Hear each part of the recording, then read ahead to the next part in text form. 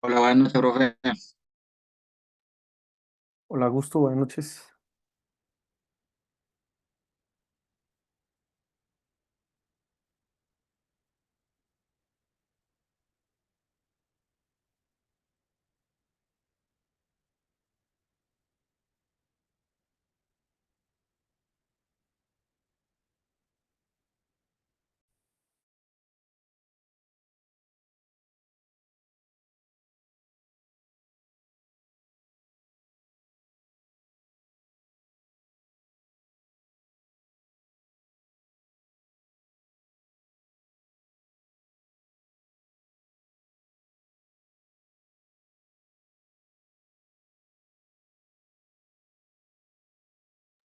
Bueno, muy buenas noches a todos.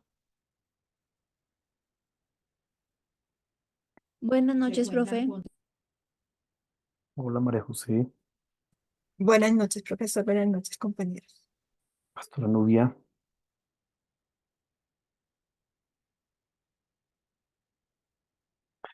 Bueno, me alegra verles. Eh, ya estamos, ya quedan como que 15 días aproximadamente y se acaba el semestre, imagínense, ya estamos terminando. Espero que estén bien con las demás materias y bueno, nos queda muy poco nosotros de la clase. Creo que podemos evacuarlo hoy y mañana esas temáticas como más grandes. Y ya quisiera que la semana entrante más bien diéramos tiempo como aquí ustedes puedan terminar sus ensayos y si tienen alguna duda, algo al respecto, cosa que la última semana ustedes ya estén entregando sus ensayos, terminando y hagamos parcial. Y ya, básicamente es como eso lo que quiero que nos enfoquemos en estos últimos días. Entonces, en ese sentido, hoy quiero que miremos, tratemos de mirar por lo menos las dos formas iniciales en que ah, los cristianos se han relacionado con el gobierno, cómo lo han visto, cómo lo han evaluado. Como les decía yo la semana pasada, esto está basado en un libro de Wayne Grudem que se llama Politics. Ustedes lo pueden buscar ahí hay una traducción de ese libro, no oficial, todavía no está la oficial, pero hay una traducción no oficial, entonces si usted puede leer en inglés, pues lo puede leer en inglés mucho mejor, pero la traducción que es no oficial igual tampoco es que esté mal, funciona muy bien. Entonces, esto está basado en como los primeros dos capítulos, tres capítulos de lo que Wayne Grudem sostiene. Él sostiene una posición, creo que es una posición correcta. Igual todo eso queda a evaluación, a debate, a algo que nosotros debiéramos en algún momento considerar y que quiero que charlemos en esta clase. Si nos extendemos en eso, eso lo haríamos la semana entrante, pero ya no es como tal un contenido, sino es más un asunto de debate, de discusión. Entonces vamos viendo. Y la primera forma, ya para entrar en materia, en que los cristianos han visto el gobierno humano, es que han considerado que el gobierno humano debe ser el instrumento que obligue la religión. Nosotros ya habíamos hablado un poco de esto al inicio de la clase cuando hablábamos de las estructuras de configuración social, en donde veíamos una que estaba encima la iglesia y entonces utilizaba al gobierno como medio para obligar la religión. Ejemplos históricos de esta manera, de este sistema, bueno, ejemplos históricos entonces, por ejemplo, la Iglesia Católica en la Edad Media.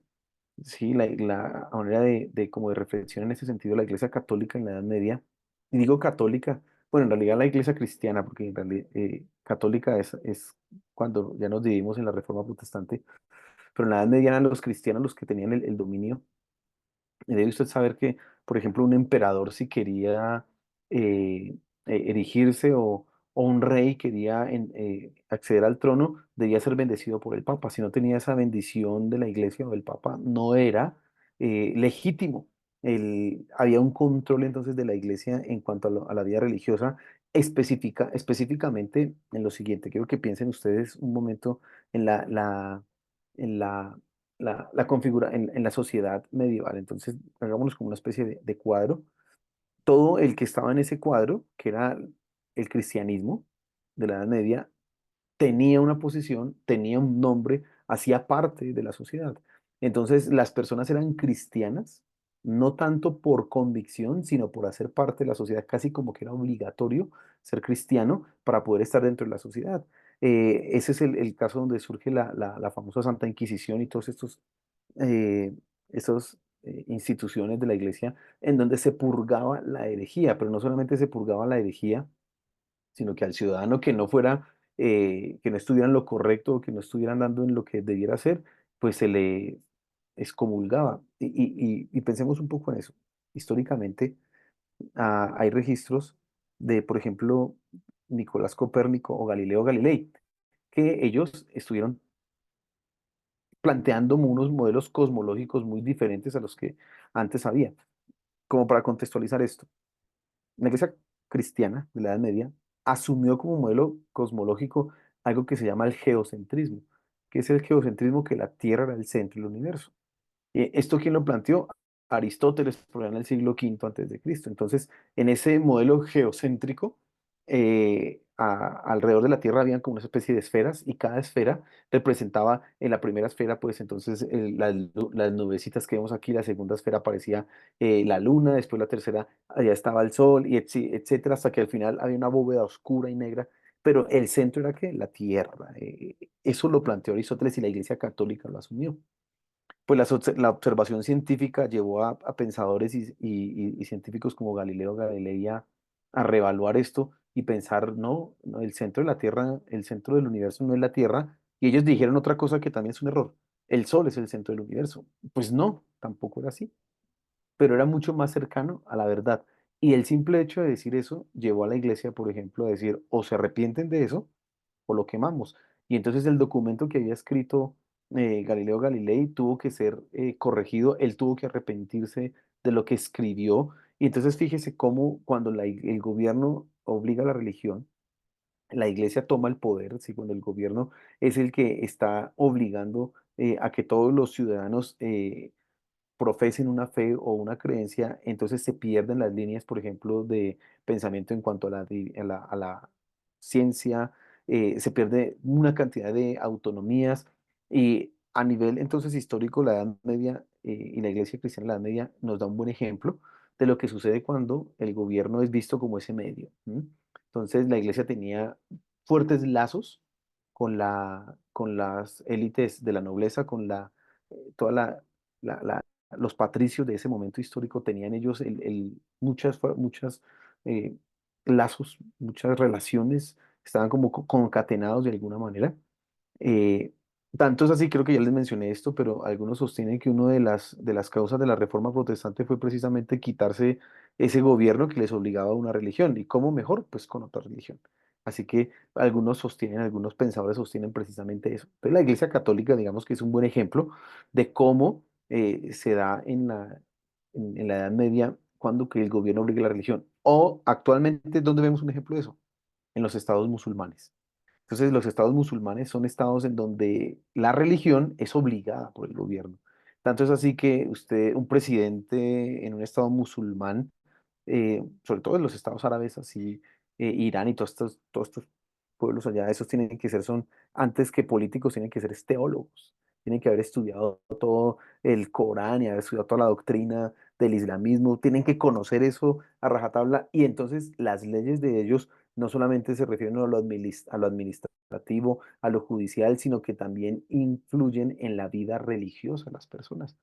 Por eso es que por ley, para ellos entonces está lo de la charía y todas esas cosas que la mujer tiene que no mostrar sus codos, no mostrar absolutamente nada, porque lo político está muy obligado, lo religioso, perdón, está muy obligado por lo político. El aparato político sirve como un medio, como un instrumento para obligar a la religión. Ahora, no vamos a profundizar más en este modelo, porque ya es evidente que así no es. La religión no puede ser obligada por el Estado. En el libro que ustedes leyeron de Arcee Sproul, ahí se da cuenta que el gobierno, una de las esferas en las que no puede intervenir es en el pensamiento religioso de las personas.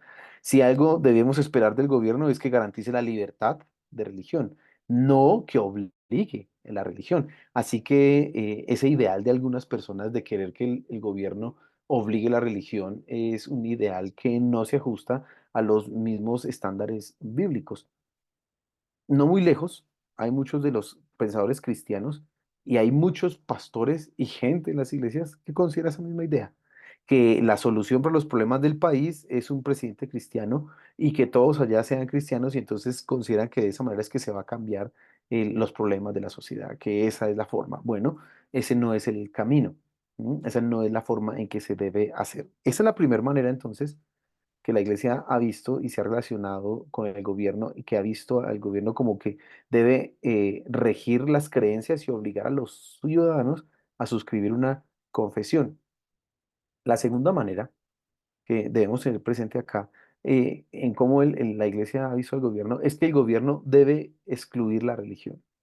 Entonces, la iglesia y el Estado deben estar totalmente separados. Con debido a todo lo que pasó en la Edad Media, durante la Edad Media, entonces, una de las consecuencias, por ejemplo, de la Reforma Protestante, no, sino de la Revolución Francesa, 1780-85, fue precisamente un principio que desde esa época rige en los estados occidentales. ¿Cuál es el principio? El principio de separación entre la Iglesia y el Estado. Entonces, se considera y se plantea y se eh, espera que lo religioso sea del ámbito privado, mientras que lo del gobierno sea del ámbito público. Por lo tanto, las decisiones gubernamentales no tienen para nada ninguna influencia, según ese principio, de lo religioso. Si hay un presidente que suscribe alguna confesión religiosa, de ninguna manera puede ser expresada. Recuerden hace unos 2, 3 años, el expresidente Duque por allá, él es católico y él felicitó un día de la Virgen o algo así, de Buga o algo así, por no sé qué. Y él dijo, ay, que felicitamos a la Catedral de Buga, de Buga o alguna cosa así. Y de una vez le cayeron encima, el presidente no puede expresar ninguna, no puede expresar ninguna opinión a nivel religioso porque eso influye o influencia en los ciudadanos. Eso básicamente es como se ve ese principio hoy día. El gobierno debe estar totalmente separado de los asuntos religiosos o iglesia y gobierno son excluyentes en sí mismos. Como les dije, este movimiento surge como respuesta a todo lo que es la Edad Media. Como en la Edad Media entonces se veía esa influencia de la iglesia en el administrativo, en lo gubernamental. ¿Qué hicieron los franceses en la Revolución Francesa? Decir, deben estar separados. Ahora, consecuencias de esto. Las consecuencias de esto principalmente es que, por ejemplo, no se puede dar un argumento religioso en las discusiones gubernamentales. Un argumento que sea surgido de la Biblia o que sea surgido de una creencia religiosa o de la fe no será nunca tenido en cuenta. ¿Por qué? Porque la iglesia debe estar separada de la discusión política. Como ya le dije a usted, la creencia religiosa se convierte en algo que es privado, personal, nunca público. Entonces se espera que el representante o que el gobernante sea totalmente ajeno a esto, totalmente, permíteme usar esa palabra, objetivo, no subjetivo, sino objetivo en esto, imparcial, y entonces las decisiones gubernamentales puedan ser tomadas sin esa influencia. Ahora, la realidad es que, y ustedes deben tener esto presente, no hay ninguna creencia o no hay ninguna opinión que sea totalmente imparcial o que esté libre de alguna cosmovisión o ideología, tanto religiosa o política o alguna creencia. No hay ninguna opinión. ¿M? Esa idea o esa creencia de que alguien puede ser totalmente imparcial y expresar opiniones sin que sus creencias influyan en lo que él está diciendo, eso es falso, eso es una falacia, eso no es real. Todo lo que nosotros somos se va a reflejar en lo que nosotros decimos, esperamos, anhelamos y planteamos. Cuando discutimos, nosotros hace varios días acerca de las cosmovisiones, entendíamos que la cosmovisión es lo que le permite a la persona interpretar el mundo y dar respuesta ante el mundo. La cosmovisión se expresa en decisiones éticas y morales. Cuando están los representantes políticos allá tomando una decisión frente a las leyes del país, frente a la educación, frente a todo esto, ellos de manera inconsciente y muchas veces consciente están tomando decisiones bajo una creencia e ideología. Entonces, la idea de separar la iglesia del Estado, en realidad es separar la iglesia cristiana del Estado. ¿Por qué? Porque el pensamiento ateo o secularista o ese pensamiento ecológico que hoy día está en todo ese movimiento verde del mundo, eso todo es un pensamiento de la religión de Oriente, del hinduismo, del budismo, de todas estas religiones panteístas que vienen a meterse acá. Lo que pasa es que el cristianismo ya se ha vuelto algo que debe ser rechazado, que debemos sacar, debemos eliminar, debemos sacar de la discusión, de la conversación, y entonces lo que nos quieren es a nosotros callar la boca. Por eso es que nosotros vemos lo que ha pasado en esos países, que cuando se aprueba, por ejemplo, el asunto del aborto, los cristianos somos como que satanizados, somos como que callados, cancelados, eso es lo que hoy se habla, porque nuestros argumentos están basados en la Biblia y para ello la Biblia nos sirve en este punto. ¿Qué es lo que debemos hacer nosotros en este caso? De ninguna manera nosotros podemos entender este principio como de la iglesia debe estar totalmente separada del gobierno como absoluto. No se puede permitir eso. Si nosotros pensamos de esa manera, es como hoy está sucediendo, en donde nuestra voz a nivel de las decisiones políticas, a nivel de todo lo que se está dando a nivel mundial o a nivel de las decisiones locales políticas, no consideran de ninguna manera la postura o la creencia como algo fundamental. Por el contrario, quieren callarla. Ese no es un argumento válido. Estamos viendo nosotros las consecuencias de esos principios, en que los gobiernos son totalmente seculares, en que los gobiernos son totalmente opuestos a la fe y aunque ellos garantizan la libertad de expresión o la libertad religiosa, finalmente es el secularismo o la idea del mal es la que se está perpetuando. Entonces, la segunda manera en que los cristianos se han relacionado con el gobierno es decir, estamos totalmente separados. ¿M? De ninguna manera nos vamos a meter ahí. Eh, perdón un momento.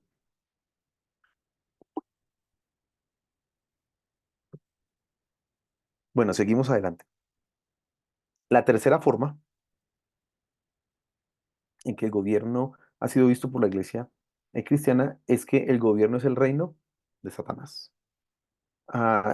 Digamos que son perspectivas que de alguna manera se encuentran con otras, pero cada una está vestida con un ropaje o con un matiz diferente. En este caso, que el gobierno es el reino de Satanás, está sacado de alguna interpretación que se hace de Mateo capítulo 4 o la tentación del Señor Jesús. Recuerden que el Señor Jesús fue tentado en el desierto y Satanás en una de esas oportunidades, una de esas tentaciones le dice, le muestra todos los reinos del mundo y le dice, todo eso te daré si postrado tú me adoras.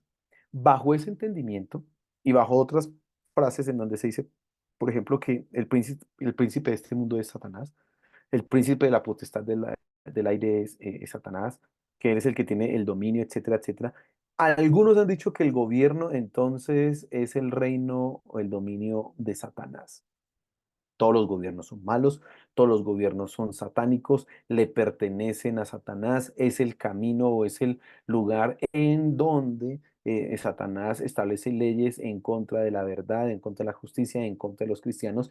Y lo que hace la iglesia en este caso es, al igual que el anterior, totalmente rechazar participar en política. Es apática a la idea política, es apática a la participación política. Como ese es el reino de Satanás y nosotros no somos, nosotros andamos en luz, no tenemos nada de oscuridad, nosotros no somos hijos de el padre de la mentira, entonces nos alejamos. Eso hace la iglesia cuando considera de esta manera el gobierno. Ahora analicemos un poco el caso de Mateo capítulo 4. Ciertamente, la Biblia reconoce y cuando Satanás está haciendo ese ofrecimiento de esos gobiernos o de ese dominio al Señor Jesús, ciertamente es que Él tiene una capacidad o un poder efectivo en el gobierno humano y en el gobierno de los hombres con respecto a la maldad. Ciertamente la Biblia también dice que a Satanás ahora es el príncipe de este mundo y como tal, entonces él tiene la autoridad o ejerce cierto poder espiritual sobre los gobernantes y personas que están en autoridad. Sí, ciertamente eso lo podemos entender y admitir, pero la Biblia es mucho más clara y coherente con respecto a la autoridad y soberanía de Dios. Si nosotros pensamos en la soberanía de Dios, de ninguna manera podemos considerar esta perspectiva como verdadera. La soberanía de Dios nos dice lo siguiente, que Dios es el rey soberano sobre todo lo que existe y no hay absolutamente nada en este universo que pueda salirse de su control o de su dominio. Entonces, si yo entiendo eso de la soberanía de Dios y luego voy a decir que Satanás es el que gobierna este mundo y los gobiernos son establecidos por Satanás y Dios no tiene autoridad sobre esto, estoy en una contradicción completa porque Satanás finalmente tendría el mismo poder que quién, que Dios. Ahora, la Biblia articula esto de una manera clara. ¿Qué dice la Biblia? Que Dios es el que quita y pone reyes. ¿Recuerdan la visión que tuvo Daniel en el capítulo 2? Entonces Daniel ve, Nabucodonosor ve la estatua. Daniel ve ese sueño, escucha ese sueño, pero él recibe la interpretación de ese sueño. Y entonces, en un momento en que Daniel recibe esa interpretación, él expresa unos versículos y básicamente dice así como, a Dios le pertenece el reino, el poder, y él le da a quien él quiere. Él quita y pone reyes y se lo da a quien él quiera. Ah, entonces finalmente, ¿quién es el que establece la autoridad gubernamental en el mundo? Dios. La semana pasada veíamos que Romanos 13 nos enseñaba precisamente que las autoridades que hay en este mundo han sido puestas por Dios. Entonces, ¿en qué medida Satanás puede ejercer su control o su poder en los gobiernos humanos? En la medida que Dios se lo permita a él ejercerlo. Y efectivamente han habido gobiernos que han sido perversos. Usted mirará ejemplos en la historia, gobiernos que realmente han sido instrumentos del mal para el mal, pero entonces, ¿cómo funciona esto? Ah, Dios ha permitido que venga esto o como un juicio, como un castigo, o simplemente en su soberana voluntad Dios está haciendo algo que nosotros no podemos ver, pero Él tiene finalmente el control. Así que esta posición que evalúa y que piensa que el gobierno es un instrumento, es el reino de Satanás y que por lo tanto nosotros no podemos de ninguna manera ni siquiera votar o tomar posiciones políticas, pues es un entendimiento, una visión que es errónea y que no es acorde a la palabra de Dios. Fíjese esa tercera manera. Es parecida a la segunda, pero entonces tiene un matiz un poco más espiritual. La segunda es más administrativa, digámoslo así, habla que tenemos que estar separados, lo político, lo privado, etcétera, pero esta es un poco más, tiene un ropaje mucho más espiritual, espiritualizado, digamos así, entre comillas, porque se plantea el reino de Satanás, todo el gobierno de Satanás, etcétera, etcétera, y el cristiano no puede meterse de ninguna manera. Fíjate, esta posición es la que históricamente muchas iglesias en Colombia han sostenido. Antes de los 60, 70, 80, inclusive más acá, 90. Recuerdo que una de las primeras, bueno, en mi mente, quizás aquí alguien pueda recordar más, pero una de las primeras representantes cristianas en la política fue la Claudia Rodríguez de Castellanos. Y pues, ¿por quién votaban todos los cristianos? Pues por Claudia Rodríguez de Castellanos, no era de nuestra iglesia, pero ahí votábamos porque era la primera cristiana. Pero antes de eso, nadie se metía en eso, antes nadie andaba pensando de los cristianos vamos a meternos allá, y más bien había una abstinencia en la participación política. Cuando digo participación política es en votar. No era lo muy popular, no era como lo mucho que se diera. Los pastores no tenían que teorizar o hablar acerca de este, los principios de este candidato son acordes a la palabra de Dios, el plan de gobierno. No, eso no se pensaba mucho en eso, sino como que se dejaba todo eso allá que funcionara porque eso era como el reino de Satanás. Eso es una manera entonces en que se ha visto históricamente este asunto. Miremos la cuarta forma. Y entonces aquí ya entramos a algunas más contemporáneas, digámoslo así. Digamos, la cuarta es, tenemos que hacer evangelismo y no política. La iglesia está es para hacer evangelismo. La iglesia no debe meterse de ninguna manera en lo político. A diferencia del anterior, que consideraba la política como el reino de Satanás, esta no sataniza lo político, sino simplemente va a la razón de ser de la iglesia. Mateo 28, 19 dice, por tanto, id y hacer discípulos a todas las naciones, bautizándolos en el nombre del Padre, del Hijo y del Espíritu Santo. No dice por ningún lado, por tanto, vayan y hagan discípulos, además háganse elegir en las políticas para que vayan y ejerzan influencia, vayan y algunos de ustedes sean presidentes. No, no se ve eso, entonces algunos eruditos cristianos han dicho lo que tenemos que hacer es evangelística, una labor de evangelismo y no política. Un predicador ahorita que sostiene esta postura es el señor, ay, no es Wayne sino predicador, John MacArthur. Ustedes quizás han escuchado, saben quién es, han escuchado de él. John MacArthur es uno de los que sostiene precisamente esta idea. Él tiene un documento, un escrito en donde precisamente plantea esta idea. No, tenemos que participar en donde no tenemos que participar en política, sino dedicarnos al evangelismo. Y tiene mucho de verdad. ¿Por qué tiene mucho de verdad? Porque él sostiene, y el argumento, digamos, de esta postura, sostiene lo siguiente: si vamos a buscar un cambio en la iglesia o en la sociedad, en realidad lo que tenemos que pensar es en el evangelismo. Solo Dios puede cambiar. Esto considera entonces el rol de la iglesia y de cada creyente, que debe estar enfocado en predicar el evangelio como el medio, o más bien como la solución que va a tener este mundo. No la participación política, no meternos en esos asuntos, no, sino es predicar el evangelio. ¿Qué necesita una persona? El evangelio. ¿Qué necesita este mundo? A Cristo. Si participar en política entonces se convierte en un error que hace a los creyentes pensar más en las cosas terrenales que en las cosas de Dios. Entonces se ve la participación política más como un asunto de estar en este mundo metidos. Como dice en Galatas, o no sé si es Galatas, bueno, o Colosenses, bueno, una de las cartas del apóstol Pablo dice: tiene que poner las cosas su mirada en las cosas de arriba y no en las de la tierra. ¿Sí recuerdan las palabras del apóstol Pablo? Entonces meternos en el gobierno es estar en las cosas de esta tierra y no en las cosas de arriba. No tener los ojos puestos en Jesús. Es un error entonces perder el tiempo en discusiones políticas. Y dice aquí, y también, como le mencionaba ahorita en la Gran Comisión, el Señor Jesús no nos envió a hacer política, sino a evangelizar. Pues ciertamente esta posición tiene mucho de fuerza y mucho de verdadero, claro que sí, pero entonces nos aísla de un mundo en donde las autoridades, en donde hay la posibilidad de escoger o no. Quizás esta posición funcionaría muy bien en donde no existiera una democracia, pero en donde una sociedad, en donde hay una democracia, en donde nosotros podemos escoger a nuestros gobernantes, a quienes nos dirigen, sería mucho mejor evangelizar, pero además participar en política. Cuando hablo aquí de participar en política, en este punto estoy diciendo ejercer por lo menos el derecho al voto. Por lo menos tener una opinión, tener un claro por quién voy a votar, por lo menos leer su plan de gobierno y saber, no, yo elijo este porque se amolda y se acomoda más a los principios cristianos.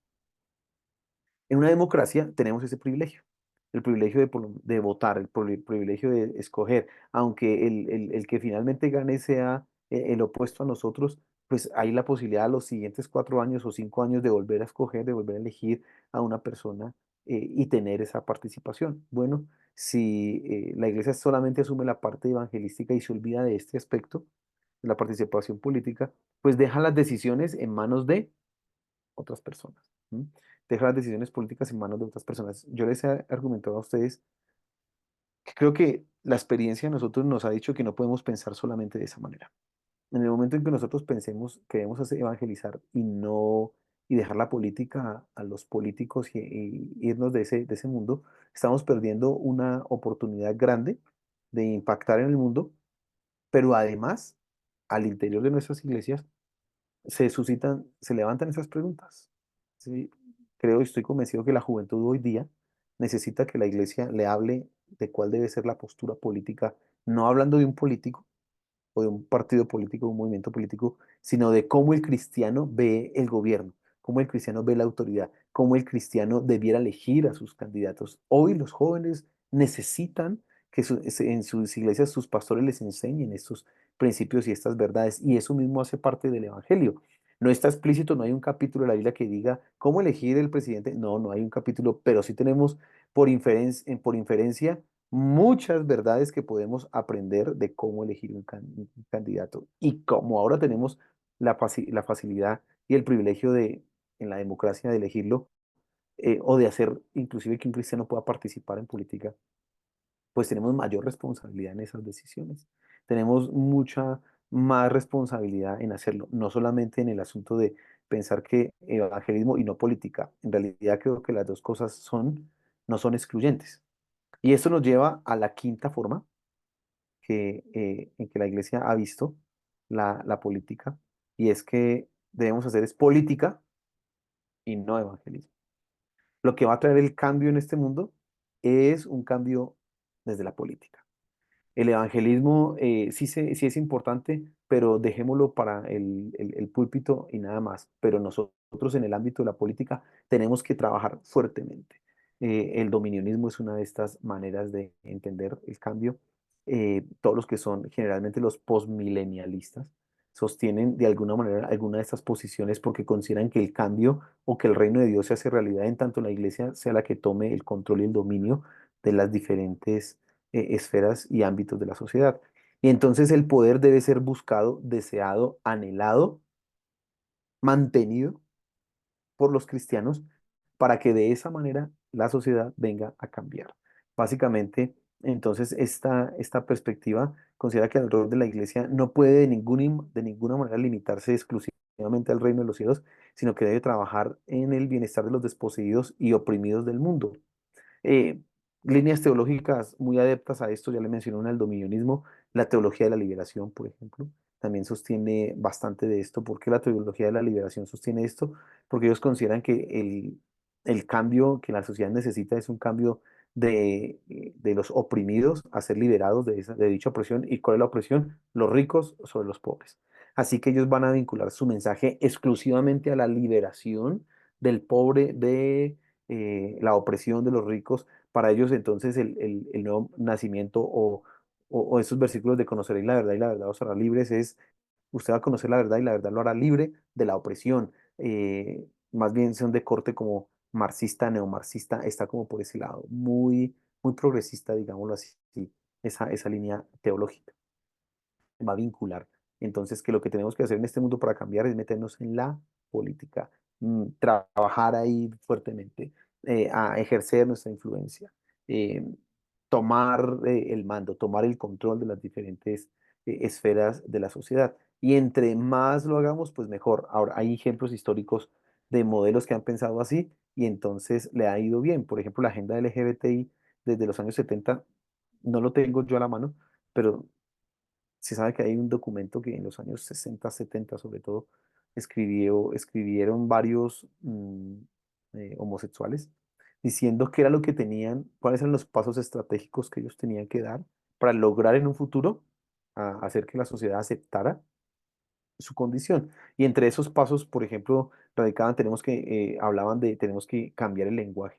Que nos digan homosexuales, en realidad ese término es despectivo y además genera mucha resistencia. Entonces tenemos que cambiar, entonces vamos a usar gay, algo que sea un poco menos brusco, menos fuerte. Tenemos que empezar a cambiar esa hegemonía del cristianismo en donde como el cristianismo netamente es binario, es decir, hombre, mujer, punto, no existe más, tenemos que cambiar esa hegemonía del cristianismo para que se quite toda esa realidad de lo binario, empiezan a ser ellos. Dicen, por ejemplo, tenemos que empezar a que los miembros de la comunidad LGBTI en realidad incursionen en la política, en los cargos de influencia, en los cargos de poder, así que ellos van a entrenarse de una u otra manera para estar en las gerencias, ser los gerentes, los altos ejecutivos de las diferentes empresas, etcétera, etcétera, de tal manera que la ideología venga de arriba hacia abajo. Lo han logrado, ciertamente, desde los 70 hasta acá, lo han logrado hacer. Usted ya sabe que mucho de lo que ha pasado a nivel del entretenimiento, Disney tenía entre sus directivos varios militantes de la comunidad LGBTI y pues efectivamente en toda la producción estética y artística que hicieron, su pensamiento iba a ser perpetuado y iba a abundar. Entonces, esta quinta manera lo que busca hacer es que la iglesia tenga una agenda de ese mismo estilo, que la iglesia entonces va a participar, va a meterse en los asuntos políticos. La predicación entonces se convierte es en un plan de gobierno, la predicación se convierte en un plan de acción. Si estamos en campaña, entonces vamos a convertir la predicación en un mitin político para que los miembros ganen más adeptos. Si ya estamos en el mando, entonces la labor o la tarea de la iglesia o la enseñanza de la iglesia es cómo llevar a cabo y ejecutar los planes, etcétera. Básicamente, eso es lo que está haciendo ese modelo. Bien, ¿preguntas hasta ese punto?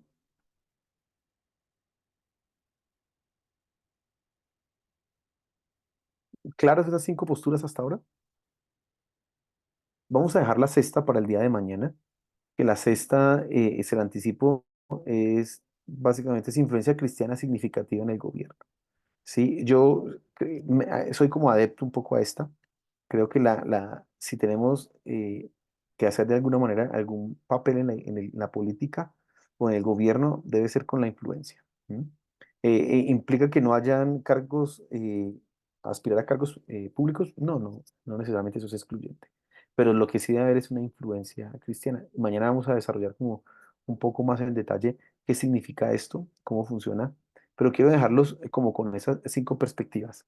Entonces las iglesias se está moviendo en esos puntos. Y al interior de las iglesias también se ve. Usted va a encontrar hermanos que dicen, no, no se metan en política porque eso es del diablo. Usted va a encontrar cristianos que le van a decir así, no, la iglesia y la política son dos mundos diferentes y ahí nadie se debe meter. No podemos meter esa discusión ahí. Usted va a encontrar otros que le van a decir, no, no, no, venga, a Dios aquí nos mandó es a evangelizar, no a participar en política. Otros le van a decir, ¿cómo que no? Tenemos que participar en política. Usted va a encontrar al interior de la iglesia local esas posturas, pero también hay diferencias a nivel de misión. Por ejemplo, los bautistas. Los bautistas son radicales en que la iglesia debe estar totalmente separada del gobierno. Entonces ellos van a propender siempre por la libertad religiosa y que los gobiernos más bien sean independientes y estén alejados un poco de eso. Ya dije que el extremo de esto es que calla a la iglesia en las decisiones políticas. Como que el pastor, el cristiano, los teólogos no tienen opinión en cuanto a las decisiones políticas. ¿Quién las tiene? Los psicólogos sí, los científicos sí, los filósofos sí tienen, pero los teólogos no, los pastores no. Y eso es un error, eso es un error.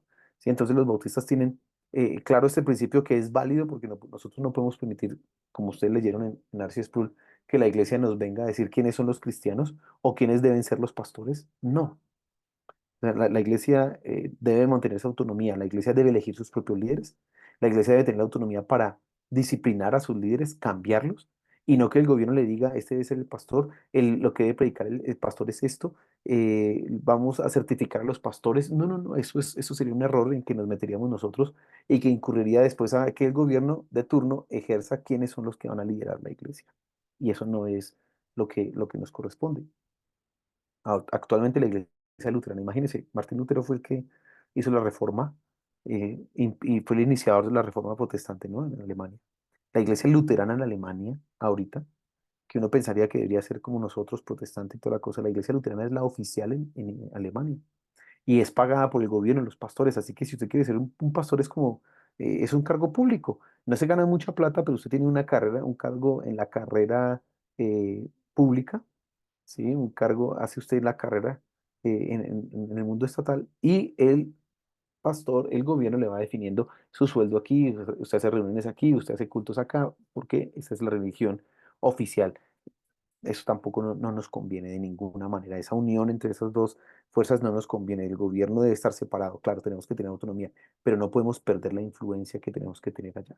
Básicamente, mañana vamos a hablar un poco en esto, a profundizar y vamos a entrar en un debate y quisiera como que pensaran un poco en eso. Pensar en las siguientes preguntas. ¿Debe la iglesia participar en política? Y si la respuesta es sí, ¿hasta qué punto puede o debe participar la iglesia en política? Ah, responder otra pregunta es, ¿el cristiano debe afiliarse a una ideología política? Es decir, ¿debe identificarse como de izquierda, de derecha, de centro, o progresista, o liberal, o conservador? ¿Cómo debe, eh, libertario, cómo debe identificarse el cristiano? Ah, como que pensemos un poco en esas preguntas para que mañana podamos un poco tener una discusión y frente a lo que ya hemos venido hablando, podamos tomar como llegar a una conclusión de, ¿y entonces qué hacemos nosotros? ¿Si participamos o no participamos? Como que podamos tener una respuesta frente a eso y no que alguien nos coja en la calle y nos pregunte y nosotros no sepamos como qué responder, sino que tengamos un poco más de estructura frente a esto. En realidad es necesaria esa discusión hoy. ¿Sí? Lo que ha pasado hace 2 años con cuando la elección de este gobierno hace eh, ya casi 6 años, cuando Claudia López fue elegida acá en Bogotá como alcaldesa, todo eso llevó a la iglesia a debates. ¿Debo votar por una persona que sea apta moralmente o por una persona que tenga un plan de gobierno correcto, aunque su vida moral sea totalmente opuesto a lo que nosotros creemos? ¿Cómo debemos elegir? Estas pues, son preguntas importantes. Entonces quiero que usted piense eso y mañana como que, el día de hoy, mañana en el transcurso del día vaya como pensando eso, para que cuando empecemos la clase, hagamos un debate y una charla un poco constructiva frente a esto, de hasta qué punto debe llegar la iglesia. ¿Dónde deben participar? Como le decía, ¿quiénes deben participar en política? En cargos, aspirar a cargos públicos. ¿Los pastores deberían o no deberían? Eh, ¿Quiénes podrían hacer? ¿La iglesia podría crear un partido político o no debería crear un partido político? ¿Deberíamos estar metidos con los conservadores, con los liberales, con el centro democrático, con el pacto histórico, con la Alianza Verde? ¿Con quién deberíamos estar? ¿O no deberíamos estar con ninguno? Todas estas cosas quiero que las charlemos porque hacen parte de la actualidad. Hacen parte de lo que en realidad vamos a empezar ahorita en 2 años que vienen elecciones otra vez. Vamos a tener la misma discusión y espero que usted ya esté un poco armado y ya tenga los elementos para decir, no, mire, lo que tenemos que hacer es esto, vamos por este lado, vamos a hacer aquí, vamos a hacer así, ta, ta, ta, ta, ta, y que podamos realmente conducir a la gente sobre la cual tenemos influencia, ayudarles a tomar decisiones más informadas, mucho más estructuradas y no como que viene cualquier youtuber y les va diciendo, ellos van creyendo cualquier cosa. No, sino que realmente haya dirección. Eso es lo que espero que podamos hacer mañana. ¿Listo? Entonces, mis queridos estudiantes, los dejo. La clase de hoy siento siempre que es muy rápido. Yo siento que hablo muy rápido hoy porque eso, yo veo aquí la hora. Entonces, no sé, igual usted me puede decir, profe, un poco más despacio. Yo le hago más despacio. Pero entonces, bueno, mañana nos vemos y charlamos. Ya mañana yo voy un poco más lento porque siento que eso es largo, entonces, pero hoy siento, uy, Dios mío, esto es rapidísimo. Bueno, nos vemos entonces mañana, descansen. Ah, no, ustedes están en clase ahorita. Descansen después de la clase y nos vemos mañana. Dios les bendiga. Gracias, profe. Gracias, Bendiciones. profe. Gracias, No, profe, gracias. Bendiciones. gracias, profe. Gracias, gracias. Chao, chao. Gracias, profe. Ah, ok, gracias. Me dicen que Mercedes no pudo ingresar. Sí, profe, tuve una dificultad y no alcanzó a conectarse. Ah, listo, listo. Gracias, Daniel. Nos vemos mañana. Bendiciones.